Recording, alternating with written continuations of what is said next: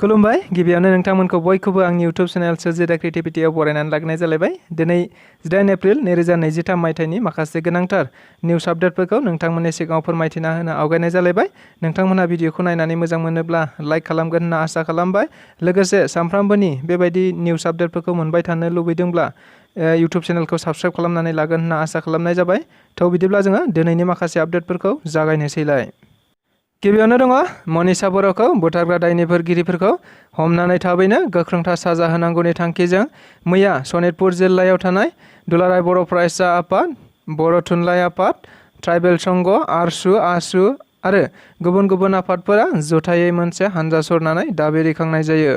नंगौ, दाखालि थांनाय 13 एप्रिल खालि तेजपुरनि पान्जाब नेशनेल बेंकआव साख्रि मावग्रा मनीषा बर'खौ गावनि तेजपुरनि उषानगराव थानाय भारा थाग्रा न'आवनो देबाशिष कौर आरो बिनि लोगोफोरा जिनाहारि खालामनानै बुथारनानै गालांदोंमोन। मिथिनाय बायदिब्ला जाथाया जाखांनायनि उनावनो नखरनि सोद्रोमाफोरा थेलामारा पुलिस थानायाव केस होनाय जादोंमोन। नाथाय सानथाम बारलांब्लाबो पुलिसआ दायनिगिरिफोरखौ हमनो हायैयाव मैया जायगानि सुबुंफोर आरो गोबां आफादफोरा जेरै दुलाराय बर' फरायसा आफाद, बर' थुनलाइ आफाद, ट्राइबेल संघ, अल आसाम ट्राइबेल स्टुडेन्टस इउनियन, अल आसाम स्टुडेन्टस इउनियन, अल राभा स्टुडेन्टस इउनियन आरो गोबां आफादफोरा ज' जानानै मोनसे रेलि लानाय जायो। मख'जाथावदि बे हाबाफारियाव दुलाराय बर' फरायसा आफादनि आफादगिरि मानगोनां दिपेन बर' बिथाङा बाहागो लानानै आसाम सरकारखौ थाबैनो दायनिगिरिफोरखौ हमनो दाबि खालामो आरो बे जिनाहारि खालामना बुथारग्रा दायनिगिरिफोरखौ आसाम सरकारा फासि होनांगौ होनना गोख्रों रावजों दाबि खालामनाय जायो सरकारनिसिम। मावफुं सोद्रोमा राकेश ब्रह्म बिथाङा बरलेण्ड गड मिशननि जोहै बोरमा रानदों। नंगौ, मैया बर्मानि साखाथियाव थानाय एनिमेल हासबेन्डारि एन्ड भेटेनारि मावख'आव मोनसे बोरमा फिसिनानै जिउ खांग्रा सुबुंफोरनो बोरमा राननानै होनाय जायो। बिटिआरनि मानाव गेदेर गाहाय मावफुं सोद्रोमा प्रमद बर'नि सिमां बायदियै गोबां सुबुंफोरा बोरमा फिसिनानैबो गावनि नखरखौ राङारि बिथिङै सुंथानो हायो आरो बे मिशनखौ सिगाङावनो बिटिआर सरकारा फोसावखानाय बायदियै मैया बे मिशननिनो बोरमा राननाय हाबाफारिखौ गिबि खेबनि थाखाय जागायनाय जाबाय होनना मिथिनो मोननाय जादों। लोगोसे बिथां मावफुं सोद्रोमाया बुंथिनाय बायदिब्ला थाबैनो बिटिआरनि गुबुन गुबुन जिल्लायावबो बे बोरमा राननाय हाबाफारिखौ लानाय जागोन।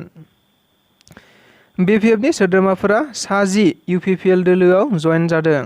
दायो बिसायख'थिनि थासारि गैथ'वाब्लाबो राजखान्थि बिथिङाव गोबां सोद्रोमा बिथांमोनहा गाव गावनि थांखिखौ लानानै गुबुन गुबुन दोलोआव जयेन जानायफोरखौ नुबाय थानाय बायदिनो मैयाबो उदालगुरिनि रौता बियाबनि सिङाव गासै बिपिएफनि सा10 गोख्रों सोद्रोमाफोरा प्रमद बर' दैदेननाय इउपिपिएल दोलोखौ मोजां मोननानै मावफुं सोद्रोमा डक्टर निलुत सरगयारिनि नुजाथिनायाव इउपिपिएल दोलोआव जयेन जादों होनना सुलुंनिफ्राय मिथिनो मोननाय जादों।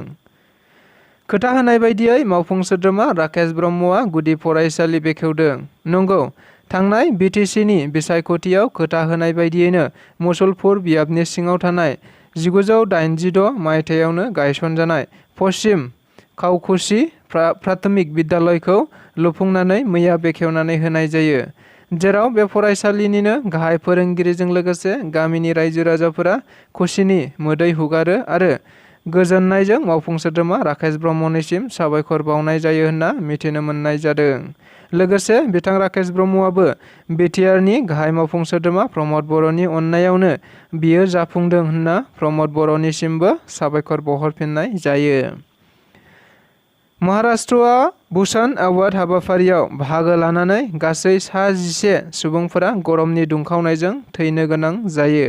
नंगौ, मैया महाराष्ट्रनि नवी मुम्बाइआव देग्लायनि महाराष्ट्र भुषण एवार्ड बान्था राननाय हाबाफारि लानाय जादोंमोन, जेराव सुलुंनिफ्राय मिथिनाय बायदिब्ला जोबोद दुंखावनायनि जाहोनाव आरो सुबुंनि थुबुरजों गासै 50सो सुबुंफोरा गोब्राब बेराम जायो, जेराव दासिमाव सा11 सुबुंफोरा जायगायावनो थैबाय आरो गोब्राब जोखोम जानाय सुबुंफोरखौ देहा फाहामसालियाव थिसननाय जाबाय होनना मिथिनो मोननाय जादों।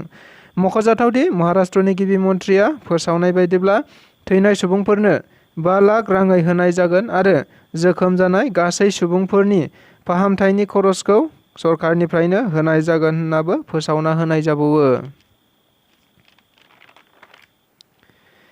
कसुगाव दख'रा दुलाराय बर' फरायसा आफादनि बानजायनायाव 5थि रंजालि बैसागु फोरबो फालिथाय।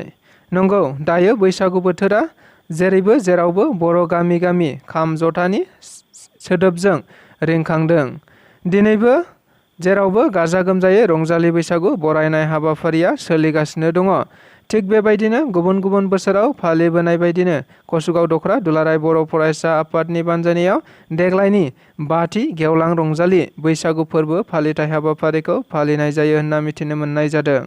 मख'जाथावदि मैयानि बे रंजालि बैसागु फोरबो फालिनायाव दुलाराय बर' फरायसा आफादनि मानगोनां गाहाय नेहाथारि कनिन्द्र बसुमतारी बिथाङा बाहागो लाफैना बुङोदि दोरोङारि दामग्रा देग्रा आगजुफोरजोंनो रंजानानै रंजालि बैसागुखौ फोथांनानै लाखिनांगोन होनना खौरांगिरिफोरनि सिगाङाव बिथाङा बुंथिना होयो। त्रिपुरा सरकारा 18 एप्रिलनिफ्राय 23 एप्रिलसिम बांद्राय गरम जानायनि जाहोनाव फरायसालिफोरखौ बन्द' फोसावनाय जादों। नंगौ, बे साननैसोआ गासै हादोरनाङैनो गोबां गरमजों दुंखावनायाव गोबां सुबुंफोर थैनायखौ नुनो मोननाय जादों।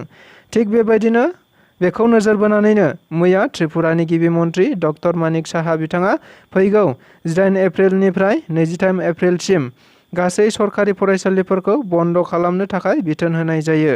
लोगोसे गावारि फरायसालिफोरखौबो बे बिथोनखौ फालिनो खावलायनाय जाबावो होनना मिथिनो मोननाय जादों। मोनसे गोथां आरो गाहाम खौरां। नंगौ, मनीषा बर'खौ जिनाहारि खालामनानै बुथारग्रा लम्पट दानथारु देबाशिष करखौ हमनो हाबाय। मिथिनाय बायदिब्ला दायनिगिरि देबाशिष करआ 13 एप्रिल खालि मनीषा बर'खौ बुथारनानै खारखोमाना दंमोन। जेराव बे दायनिगिरिफोरखौ हमनांगौनि थाखाय दुलाराय बर' फरायसा आफाद, बर' थुनलाइ आफादजों लोगोसे गोबां आफादफोरा रैली खालामनानै दायनिगिरि देबाशिष करखौ हमनांगौनि दाबि खालामबाय थादोंमोन। मख'जाथावदि मैयानो बेलासियाव दायनिगिरि देबाशिष करखौ सोनाब बेंगलनिफ्राय हमनो हानाय जायो होननानै सुलुंनिफ्राय मिथिनो मोननाय जादों। लोगो लोगो दायनिगिरिखौ आसामनि तेजपुरसिम लाबोनाय जाबाय होननानैबो मिथिनो मोनबावनाय जादों। फिन रायजोआव बांग्रि मावदों। नंगौ, मैया फ्राय 4:50 समाव गासै रायजोआवनो बांग्रि मावदों होनना मिथिनो मोननाय जादों। मिथिनाय बायदिब्ला मैयानि बे बांग्रिया फ्राय 4.7 गोख्रैथिजों मावनाय जादों होनना मिथिदों। नाथाय बे खौरांखौ फोसावजासिम बबे बबे जायगायाव बेसेबां आरो मा खहा जादों बेखौ मिथिनो मोनथ'नाय जायाखै होननाबो मिथिनो मोनबावनाय जादों। बेजों लोगोसे दिनैनि रादाबा बेखिनियानो। गोजोन्थों।